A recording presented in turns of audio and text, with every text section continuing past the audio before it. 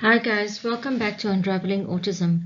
For those who have subscribed, thank you so much. I will do my best to share whatever I know and have learned over the years in the hope that it will in some way help you as the parent or carer of a child with autism on your journey. Today I'm going to talk a little bit about stimming, and I'll dive right in by sharing with you my experience of it. For those of you who haven't watched anything of mine before, my name is Elaine. I live in South Africa and I have a daughter who is autistic. She is now a young adult.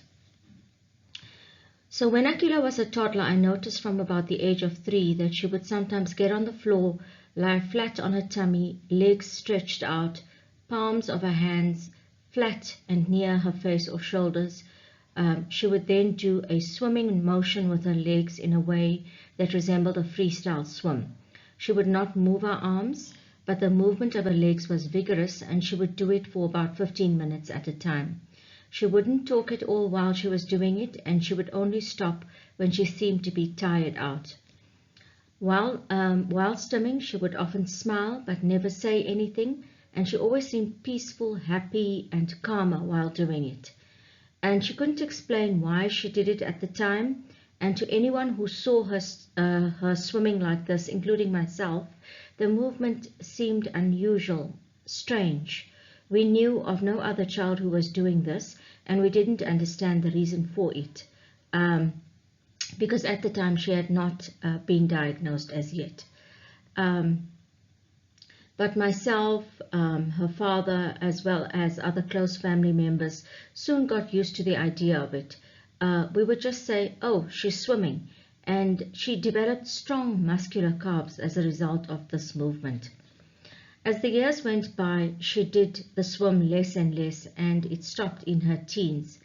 After her diagnosis at about age 5.5, it was only then that I realized that this movement was a stim.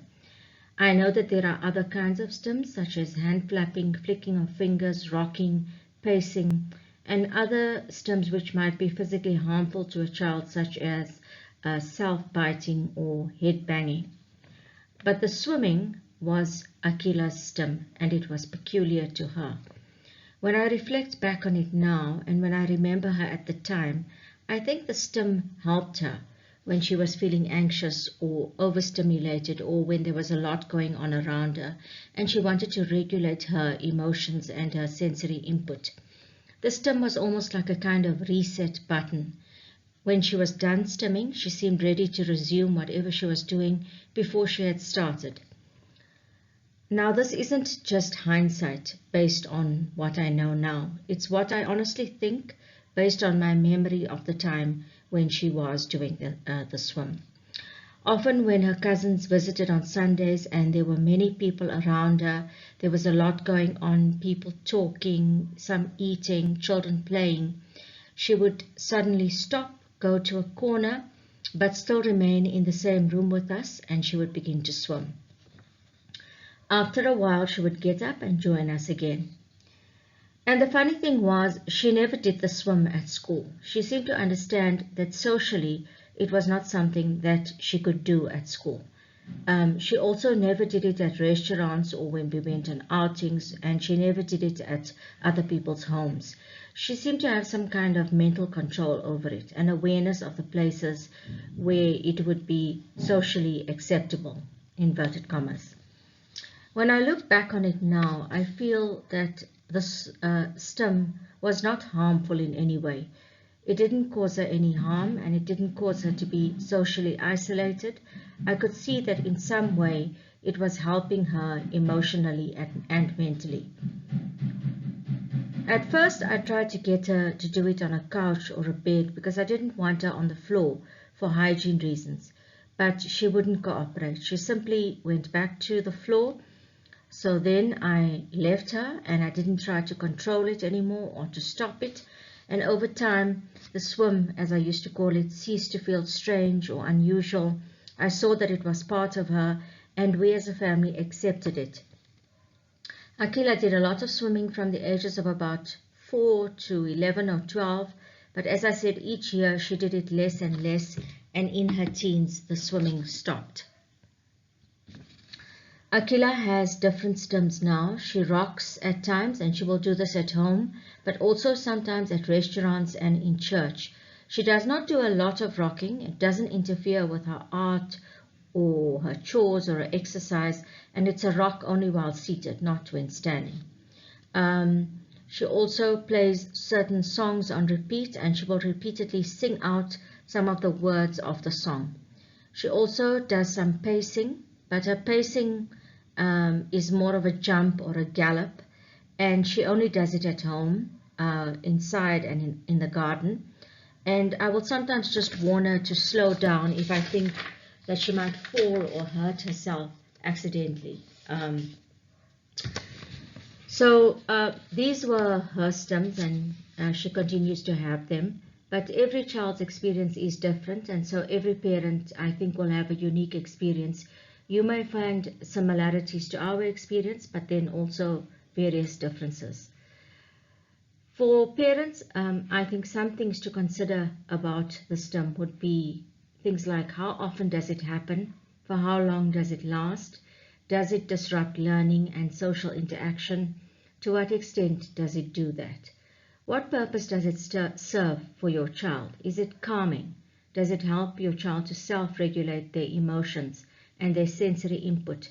Or does it in fact help them when they are seeking sensory input? Does the stim involve self-harm or danger to your child?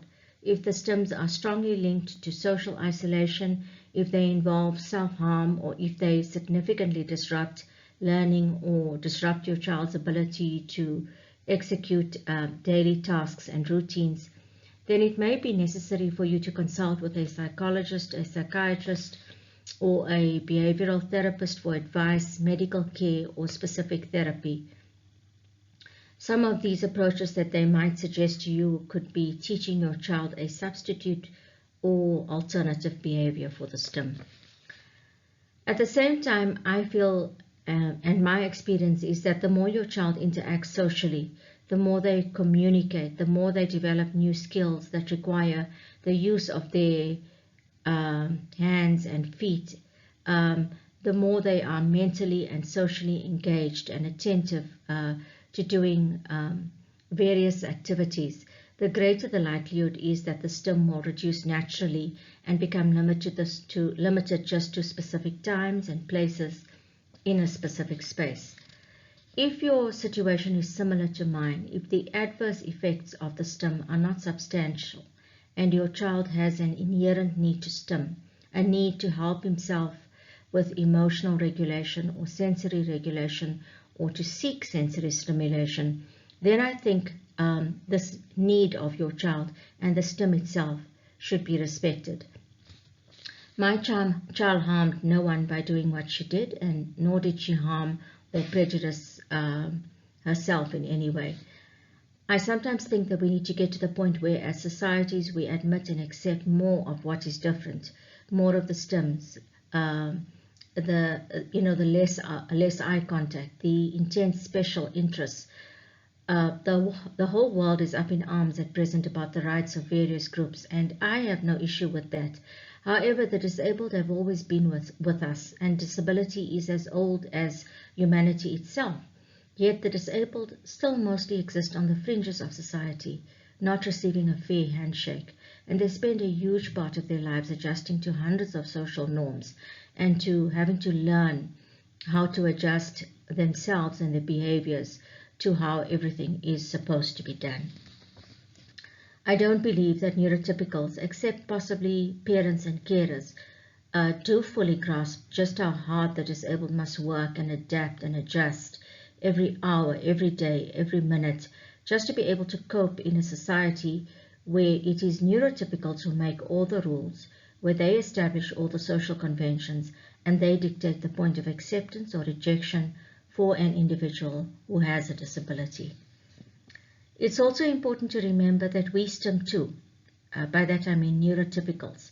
I have a stim, and my stim is to turn my ankle in repeated circles while I'm thinking, while I write, as I seek to get rid of mental energy. I feel that these repetitive circles help me to think, and like me, many other neurotypicals have various other stims. I'd like to share with you some of Akila's own responses to her memories of her stims, and she has written this down. Hello beautiful people, I hope you are doing well today. Stimming is classified as repetitive or unusual body movement or noises. It is known as self-stimulatory behavior. I told my mum I will never give up on stimming because I really want to allow myself to stim.